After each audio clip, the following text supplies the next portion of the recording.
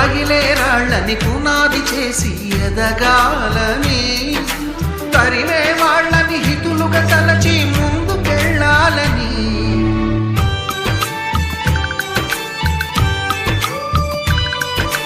కన్నుల నీటిని కలల సాగుకై వాడుకోవాలని, కాచే నిప్పుని ప్రమిదగా మలచి కాంతి పంచాలని, గుండెతో ధైర్యం చెప్పెను, చూపుతో మార్గం చెప్పెను,